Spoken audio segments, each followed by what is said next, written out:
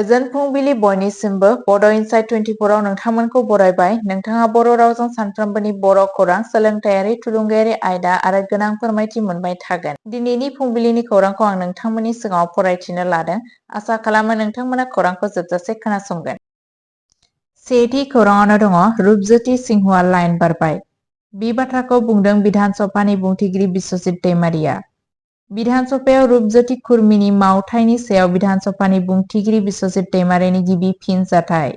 बिथाङा बुंदोंमोन दि गासैबो एमएलएफोरा रुपज्योति केसनिफ्राय सोलोंनांगौ। गाबोननिफ्राय बयबो सदनखौ दिदोम महरै खुंनायाव बुंथिगिरिजों हेफाजाब होनांगौ। बेराफारसेथिं आयेन आफादाव बुंथिगिरिनि फारसे थि गैयैनि सायाव बेरेखा हान्जानि मोनसे सोंथिनि फिननाय होनानै दैमारिया बुङो दि आयेन आफादनि बुंथिगिरिनि गोरोबथि दं। गासैबो थासारियाव जुदि सोरबा माबा मोनसे बियो अब्ला गासैबो बिसोर लुबैनाय बायदि जानो हाया। रुपज्योति खुरमिनि केसआ आयेन आफादाव गासैबो आबहावानि सिमा बारबाय।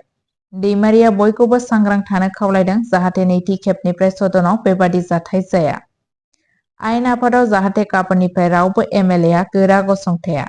गासैबो बिथिङाव बेरेखा हान्जाखौ दिन्थिनो नाङा। खुंथायाव थानाय एमएलएफोराबो गोबां मावनांगौ दं होननानै बुंथिनायखौ मिथिनो मोननाय जादों। नैथि खौराङावनो दङ गुवाहाटीआ गावनि गिबि टेस्ट मेच आरो आईसीसी आइजोफोरनि ओडिआइ मुलुग काप मेचफोरखौ खुंगोन। गुवाहाटीआ गिबि खेबनि थाखाय टेस्ट मेच आरो आइजोफोरनि ओडिआइ बुहुमनां काप मेचफोरखौ खुंगोन। गुवाहाटीआ भारतारि क्रिकेटआव जारिमिन सोरजिनो थियारि। मानोना बेयो गावनि गिबि टेस्ट मेचखौ खुंनो साखाफारा जागासिनो दं। सोहोरनि बासपारा गेजेर हायुंआरि स्टेडियामाव भारतआ 22 निफ्राय 26 नबेम्बरसिम मोनसे टेस्ट मेचआव खोला आफ्रिकाजों गेलेगोन। बीसीसीआई नि गाहाय नेहाथारि देबजित सयकियाआ रबिबाराव फोसावदोंमोन दि गुवाहाटीखौ भारतनि टेस्ट थावनिफोराव दाजाबदेरनाय जादों।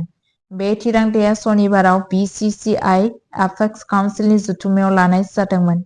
टेस्ट मेचनि अनगायैबो गुवाहाटीआ 24 सेप्तेम्बर आरो 2 नबेम्बरनि गेजेराव जानो गोनां आईसीसी आइजोफोरनि ओडिआइ बुहुमनां कापनि 4 निफ्राय 6 मेचफोरखौ खुंनाय जागोन।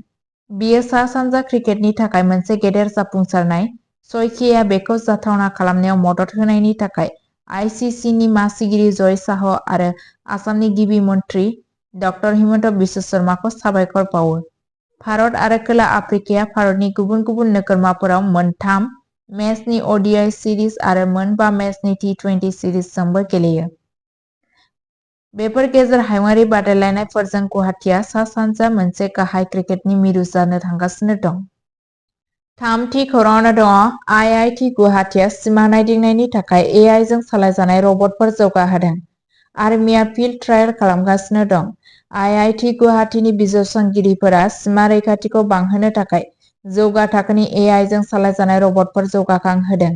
बे रबटफोरा जुजिनो गोनां ओनसोलफोराव गुबै सम नोजोर होयो आरो आथिखालाव भारतनि रौनियाफोरजों फिल्ड ट्रायल सोलिगासिनो दं।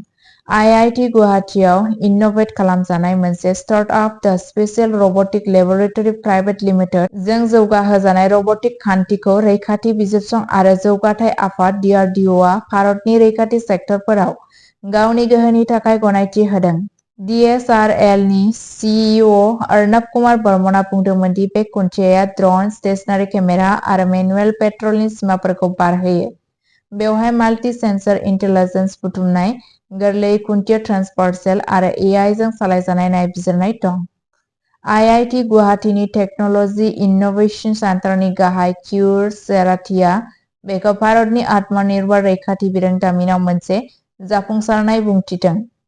बे खुन्थियाया दुथां ड्रोन आरो हाबफैनाय बायदि गोदान मुगानि खैफोदफोरखौ होबथानो हागोन होनना मिजिंथिनाय जादों, जाय न'आवनो सोमजिनाय गोदान दिहुनथायजों हायुंआरि रैखाथिखौ गोख्रों खालामनो हागोन।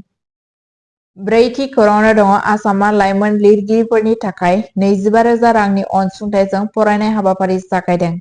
आसाम सोरखारा गासै रायजोआव फरायनाय हुदाखौ बांहोनो थाखाय मोनसे गुवार बिथांखिजों 2025 मायथाइखौ फरायसानि बोसोर महरै फोसावदों।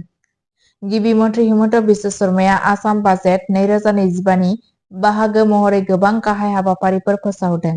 लाइमोन लिरगिरिफोरा साफ्रोमबो 25,000 राङारि हेफाजाब मोनगोन, जेराव 1,000 जाखांफुनाय लिरगिरिफोरनि थाखाय रां थिखानाय जागोन। गुदि थाखोआव थुनलाइयारि हाबाफारिफोरखौ जौगाहोनो थाखाय जिल्लाफोरा बिजाब मेला खुंनो थाखाय 5 लाख रां आरो लोगो जिल्लाफोरा 2.5 लाख रां मोनगोन। मावख'आरि हाबाफारिफोराव बिजाबफोरखौबो सोफादेरगासिनो दं।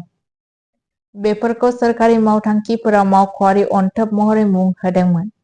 बेजों लोगोसे सोरखारि मावफारियाफोरा जर'खायै बिजाब बायनो थाखाय 1,000 रांनि खेबसे अनसुंथाइ मोनगोन। 5थि खौराङावनो दङ आसामाव पेपार लिक जानायनि जेंना। गं 15 सोरखारि नङै फरायसालिफोरनि गनायथिखौ बन्द खालामनाय जादों। गं 3 सोरखारि फरायसालिफोरखौ नायबिजिरनाया सोलिगासिनो दं।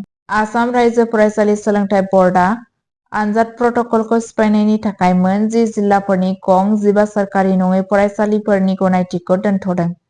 बेफोर फरायसालिफोरा अजद होनाय बादिब्ला थिखानाय समनि सिगां थाखो 11 नि सानखान्थिनि सोंथि बिलाइफोरनि सिलखौ सिफायदोंमोन।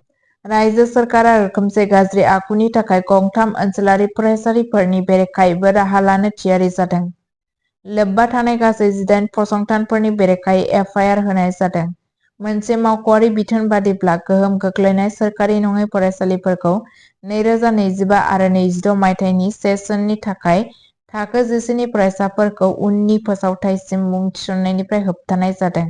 बबेखानि आथिखालनि फरायसाफोरा गावसोरनि फरायनायखौ सोलिहोबाय थानो हागोन। बर्डआ फरायसालि नायगिदिंनायफोरखौ पुलिस अजद होनो बिथोन होदों।